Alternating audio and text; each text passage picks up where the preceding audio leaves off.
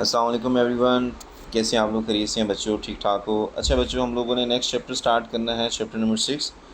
फिर से chemical reaction और आईजीसीएसई केमिस्ट्री हम लोग डिस्कस कर रहे हैं। और इवन के बच्चों, IGCSE chemistry and O levels के कंटेंट में कोई डिफरेंस नहीं है।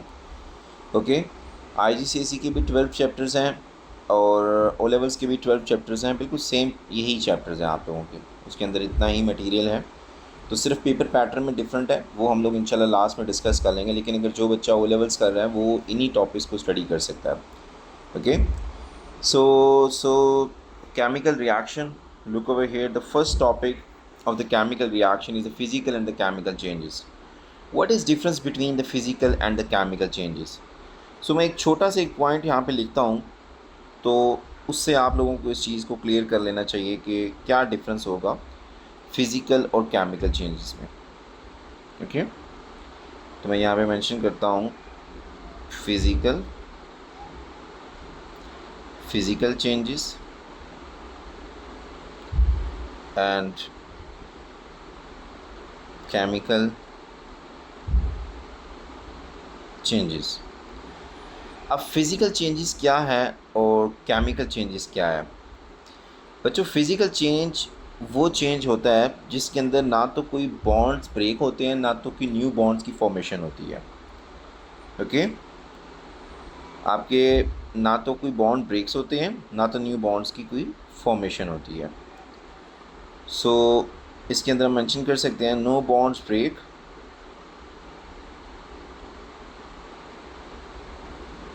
नो बॉन्ड्स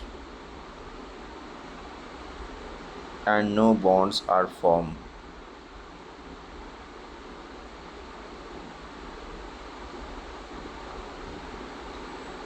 याद रखिएगा बच्चों, जब भी कोई रिएक्शन होता है ना, रिएक्शन, उसके अंदर हमेशा जो आपके ओल्ड बॉन्ड्स होते हैं वो ब्रेक होते हैं। ठीक है, जब भी कोई रिएक्शन होता है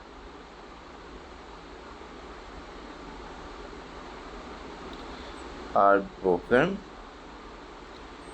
and new bond formation, new bond formation. तो ये डिफरेंस है बच्चों केमिकल चेंजेस में और फिज़िकल चेंजेस में। तो फिज़िकल चेंजेस में ना तो बॉन्ड्स ब्रेक होते हैं, ना तो बॉन्ड की फॉर्मेशन होती है। फॉर एग्जांपल,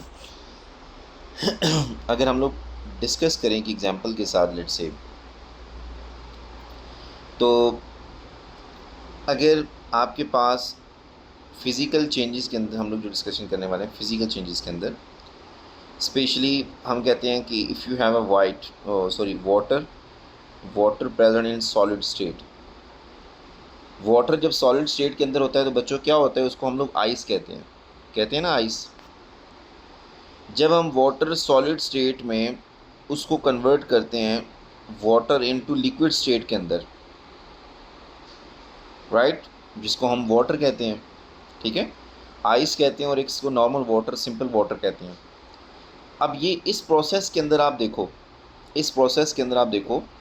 H2O ही है, यहाँ पे भी H2O ही है।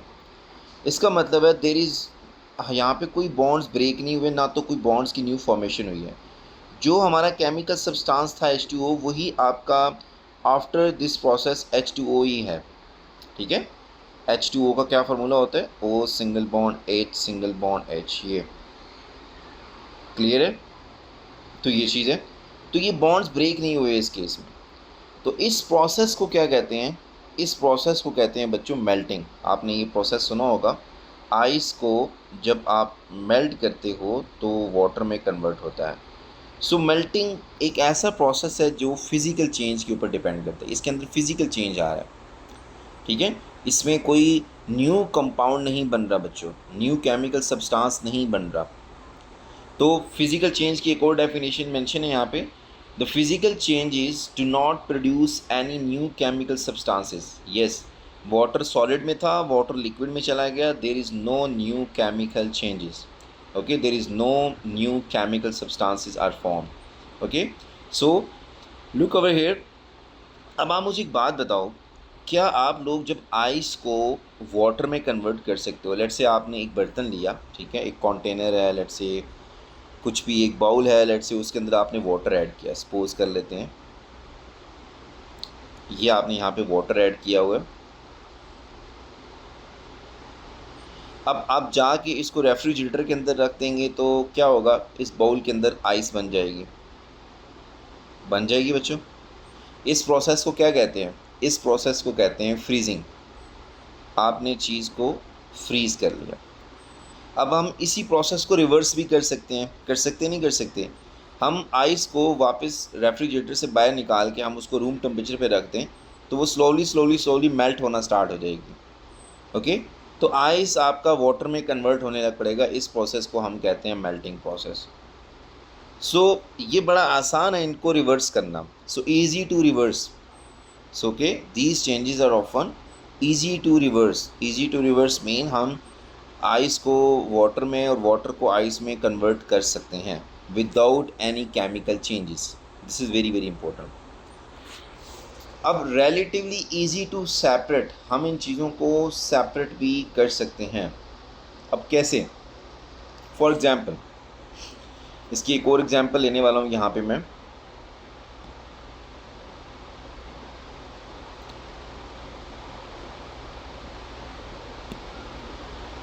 ओके, अब एग्ज़ाम्पल क्या है, सपोज़ करें आपने सोडियम क्लोराइड NaCl, जो सॉल्ट होता है बच्चों, टेबल सॉल्ट, ठीक है, आपने ये सॉलिड फॉर्म में होता है, आपने इसको वाटर के अंदर ऐड कर दिया, H2O लिक्विड के अंदर ऐड किया।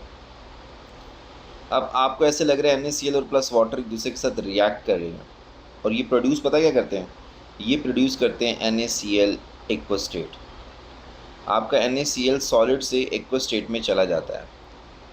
इसको हम कहते हैं कि सॉल्यूशन बन चुका है, या हम ये कह सकते हैं कि NaCl डिज़ोल्व हो चुका है वाटर के अंदर। तो किसी चीज़ को डिज़ोल्व करना भी, ठीक है, किसी चीज़ को आप डिज़ोल्व कर रहे हो और आपने उस चीज़ को डिज़ोल्व किया लेकिन उसमें उसका वो जो बॉन्ड है वो ब्रेक नहीं हुआ। जैसे कि NaCl है सोडियम क्लोराइड, तो सोडियम क्लोराइड ही रहा। There is no new chemical substance are formed. So look over here. So ये आपके पास क्या है, इसका मतलब है कि सोल्यूशन बनाना या किसी चीज़ को डिज़ोल्व करना, और डिज़ोल्व जब आपने किया और उसमें जो आपका प्रोडक्ट बना वो जस्ट एक्वा स्टेट में चला जाता है, तो this is also physical change. कोई चीज़ सॉलिड से एक्वा स्टेट में चली गई है, दैट्स ऑल। ओके, अब बच्चों एक और कॉन्सेप्ट ये है कि अब इसको आपने सेपरेट कैसे करना है। अब खुद बताओ, NaCl एक्वस को आप वापस इस फॉर्म में कैसे लेके जाएंगे, वापस सॉलिड और वाटर में कैसे लेके जाएंगे। इसके लिए बड़ा एक सिंपल सा प्रोसेस है।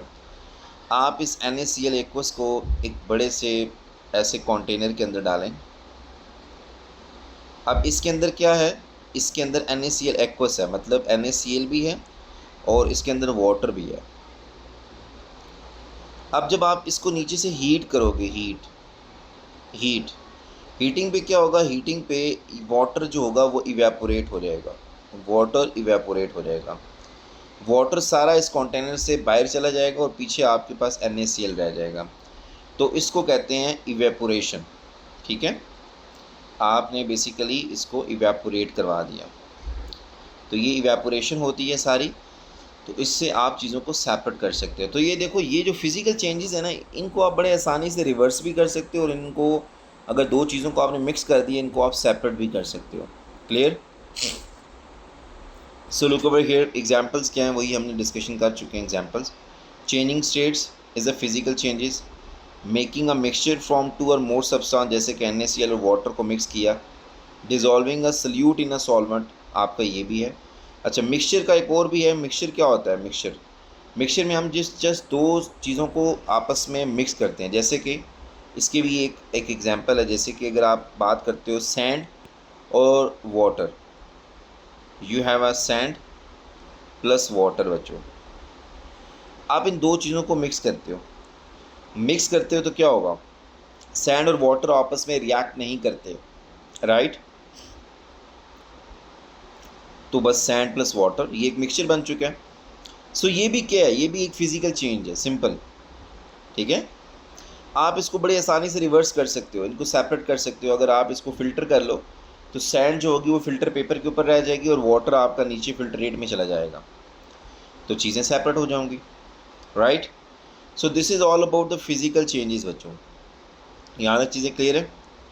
ये इसको नोट कर लीजिएगा, मैं यहाँ से नीचे वाला रिमूव कर रहा हूँ, आप वीडियो को पॉज करके भी इसको नोट कर सकते हैं ताकि नीचे यहाँ पे प्रॉब्लम ना क्रिएट करे। Okay,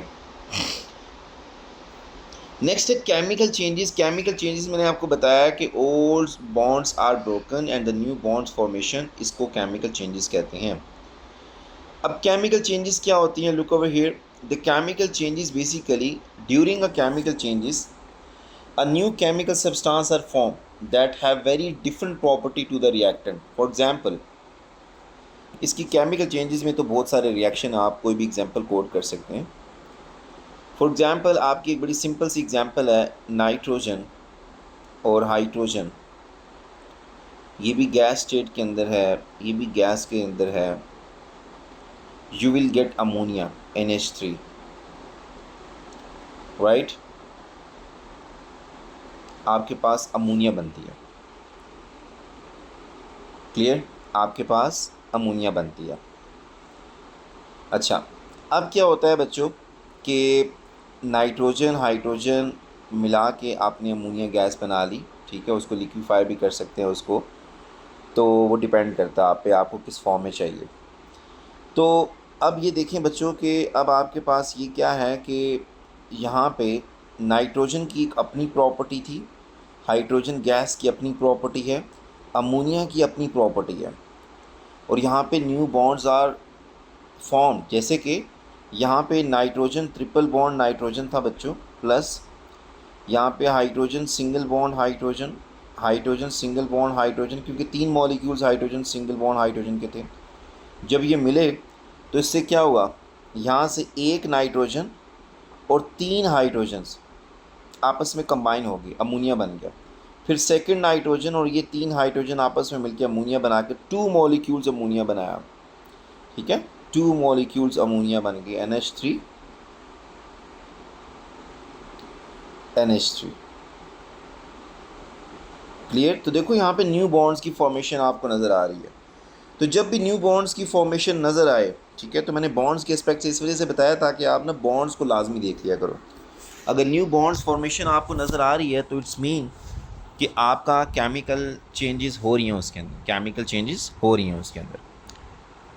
okay, so the next point is, अब इसको बड़ा मुश्किल है, उस ऊपर वाले फिज़िकल प्रोसेस को रिवर्स करना आसान था। मेल्टिंग से हम वापस आ सकते थे, मेल्ट करके, और फिर उसको वापस फ्रीज़ करके वापस जा सकते थे। लेकिन अब आपको अगर ये लगता है कि अमोनिया वापस डिकम्पोज होकर हाइड्रोजन और नाइट्रोजन बनाएगा, नो, नेवर, ठीक है। तो इसको रिवर्स करना मुश्किल होता है। ऐसा नहीं है, कुछ रिएक्शन होते हैं रिवर्सिबल, ठीक है, और अमोनिया इवन कि उसमें से भी है, लेकिन ओवरऑल हमारा जो पॉइंट ये है कि वो difficult to reverse, okay, difficult to reverse, वो बड़ा आसानी से होता था। अगला पॉइंट ये है बच्चों कि इन केमिकल चेंजेस के अंदर कुछ साइंस होते हैं कि आपके न्यू केमिकल सब्सटेंस बने हैं कि नहीं बने, ठीक है। जैसे कि मिसाल कोई रिएक्शन किया, अब आपको कैसे पता चला, आप हर रिएक्शन के अंदर बॉन्ड्स को तो नहीं देख रहे होते। अगर फिज़िकल आप फॉर एग्जांपल लैब में जाते हैं, लैब में जाके आप कोई रिएक्शन परफॉर्म करें, वहाँ पे तो आपको बॉन्ड भी नहीं नज़र नहीं आएंगे, वहाँ तो आपको एक सोल्यूशन, कोई सॉलिड मटेरियल नज़र आ रहा होगा, कोई सोल्यूशन की फॉर्म में नज़र आ रहा होगा, इस तरह रिएक्शन नज़र आ रहे होंगे। तो उनके अंदर देखने का क्या तरीका होता है, उनके अंदर आप देखा करो कलर चेंजेस। अगर आपका कोई रिएक्शन आप कर रहे हो और आपका रिएक्शन का कलर चेंज हो गया, तो आप बोलोगे येस, इसके अंदर कोई केमिकल चेंजेस हुई हैं, ये केमिकल चेंजेस के अंदर आएगी। अगर आपके पास कोई रिएक्शन कर रहे हो, उस रिएक्शन का स्टार्टिंग में टेम्परेचर कुछ और था, फॉर एग्जांपल इनिशियली आपका जो टेम्परेचर था वो 20 डिग्री सेल्सियस था, लेकिन रिएक्शन के बाद वो टेम्परेचर इंक्रीज़ हो गया या डिक्रीज़ हो गया, तो उस बेसिस पे आप कह सकते हो कि आपका टेम्परेचर चेंज हो रहा है, तो ये केमिकल चेंजेस हैं। या आपके पास एक ऐसा रिएक्शन चल रहा है जिसके अंदर से कोई आपकी गैस प्रोड्यूस हो रही है, कोई एफरसेंसिव हो रही है, और या फिजिंग उसको कहते हैं, तो कोई गैस वगैरह प्रोड्यूस हो रही है, तो तब भी आप कह सकते हो, क्योंकि गैस की स्मेल हो सकती है।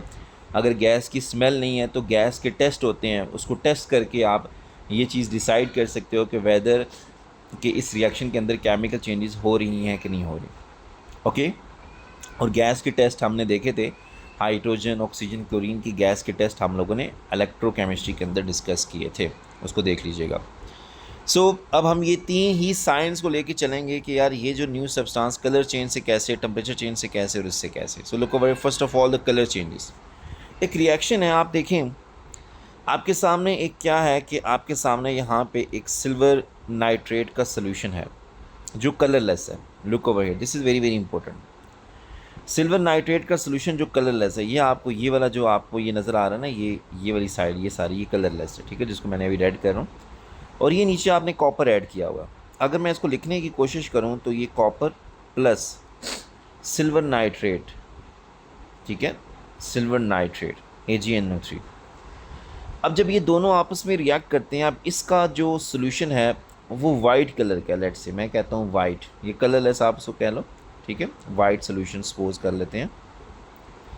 जैसे ही मैंने उसके अंदर कॉपर डाला, ठीक है, जैसे ही मैंने उसके अंदर कॉपर डाला तो फ़ौरन से कॉपर ने सिल्वर को डिस्प्लेस करके यहाँ पे कॉपर नाइट्रेट बना दिया, ये उसका फार्मूला, और सिल्वर अलग होगा। अब फ़ौरन से इसका जो सोल्यूशन था ना वो ब्लू हो गया, ब्लू, ठीक है। और अब स्टार्टिंग में अगर कॉपर की बात करें तो कॉपर का जो कलर है यहाँ पे ब्राउन कलर हमें नज़र आ रहा है, और ये जो सिल्वर है इसका कलर हमें सिल्वरी नज़र ही आएगा, ठीक है। तो देखो आपके पास दो चीज़ें हैं, आप मेटल के एस्पेक्ट से देख सकते हो, ब्राउन कलर था स्टार्टिंग में, ये देखो ब्राउन से ये सिल्वर होगी मेटल, ये भी कलर चेंज है।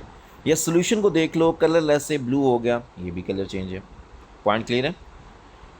तो ये डिस्प्लेसमेंट कैसे होती है, ये क्या होता है, ये भी हमने बैलेंसिंग नहीं की। अगर इस इक्वेशन को बैलेंस करना है तो हम इसको ऐसे कर लेंगे, तो इट्स बैलेंस्ड इक्वेशन, ओके।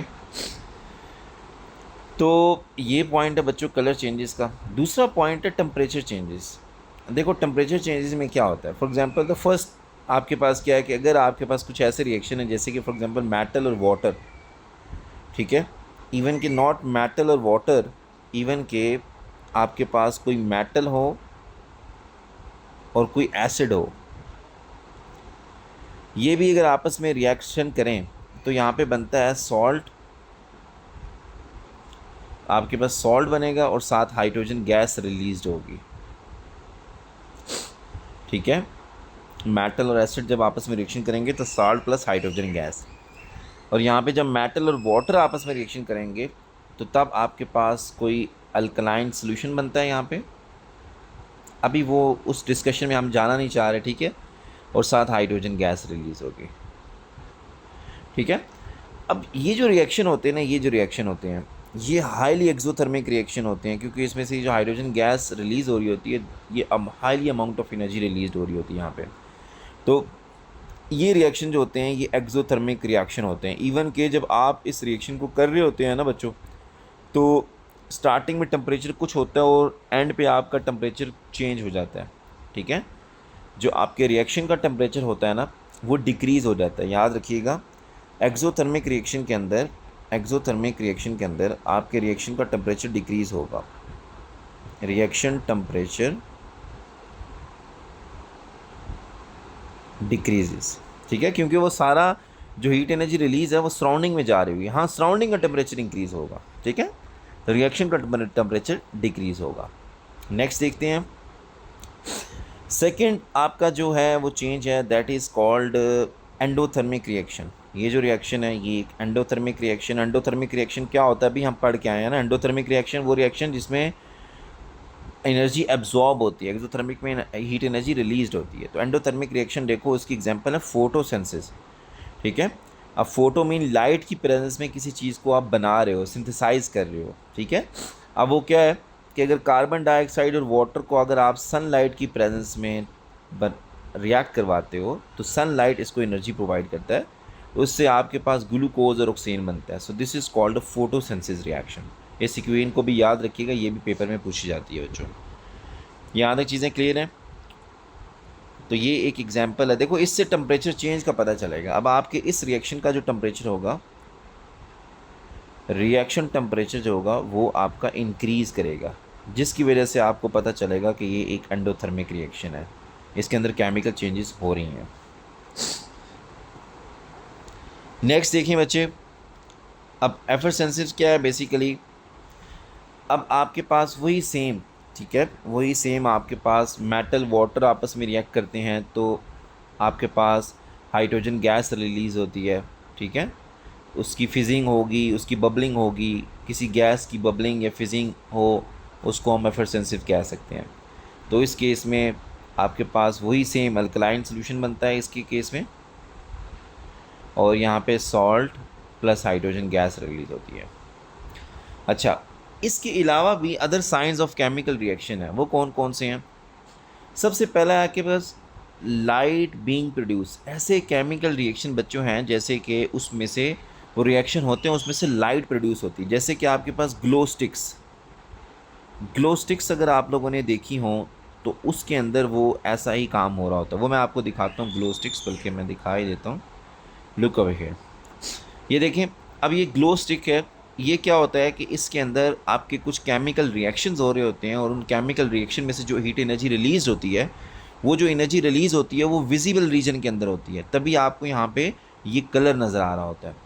जब भी याद रखिएगा कि अगर कोई भी एनर्जी रिलीज़ होती है, अगर वो विजिबल रीजन के अंदर लाई करेगी तभी हमारी उसको आम आँख देख सकेगी, ठीक है, क्योंकि इलेक्ट्रोमैग्नेटिक रेडिएशंस के बहुत सारे रीजन्स होते हैं। विजिबल रीजन एक बड़ा छोटा नैरो सा पार्ट होता है, 400 नैनोमीटर से 800 नैनोमीटर। सो हमारी इस कायनात के अंदर जितनी भी चीज़ें हम लोग देख सकते हैं वो हमारी आम आँख 400 नैनोमीटर की वेवलेंथ लेके 800 नैनोमीटर की वेवलेंथ वाली एरिया को देख सकती है सिर्फ, ठीक है, इस वेवलेंथ वाली रेंज को देख सकती है। तो देख लो अभी कुदरत के अंदर ऐसी ऐसी चीज़ें हैं जो हमारी आँख नहीं देख सकती। ओके बच्चों, तो जो चीज़ें विजिबल रीजन के अंदर लाई करेंगी तो हम उन्हीं को देख सकेंगे। नेक्स्ट पॉइंट ये है कि एक तो ये हो गया, अगर आपको पीएच चेंज होते हुए नज़र आए, जैसे कि आपने इलेक्ट्रोलिसिस में बड़ी अच्छी एग्जांपल्स पढ़ी थी। इलेक्ट्रोलिसिस में आप कोई किसी इलेक्ट्रोलाइट की इलेक्ट्रोलिसिस करते थे तो स्टार्टिंग में उसकी पीएच 7 है, और आप आफ्टर इलेक्ट्रोलिसिस उसके बाद रिएक्शन होने के बाद उसके अंदर पीएच या तो इंक्रीज़ होती है तो डिक्रीज़ होती है, तो उससे आप पता कहते हो कि यार यस केमिकल रिएक्शन हुआ है। और स्मेल बीइंग प्रोड्यूस, अगर आप कोई रिएक्शन कर रहे हो और उस रिएक्शन में से कोई गैस प्रोड्यूस होती है, जैसे कि हाइड्रोजन गैस है फॉर एग्जांपल, ठीक है, तो इसकी तो कोई खैर उस तरह की ख़ास स्मेल नहीं होती, इसको डिटेक्ट करना होता है, आप लाइटर लगा सकते हो, लेकिन ये डिपेंड करता है कि इसकी अमाउंट कितनी रिलीज़ हो रही है। ऐसा नहीं है हर जगह पे आप ये नहीं काम कर सकते क्योंकि ये फायर कैच कर लेती है। तो दूसरी बात यह है कि कुछ ऐसे रिएक्शन होते हैं जिसमें से कोई नाइट्रोजन गैस रिलीज़ होना है, उसकी स्मेल होगी, सल्फ़र प्रोड्यूस हो रही है उसकी स्मेल होगी, ठीक है, तो ये बहुत सारी चीज़ें हैं। तो बच्चों बस यहाँ पे this is all about the physical and the chemical changes, the difference between the physical and chemical changes आप लोग याद रखिएगा। इंशाल्लाह नेक्स्ट क्लास के अंदर हम लोग रेट ऑफ रिएक्शन को डिस्कस करने वाले हैं, रेट्स ऑफ रिएक्शन को। इंशाल्लाह see you in the next class बच्चों, ओके, अल्लाह हाफिज़।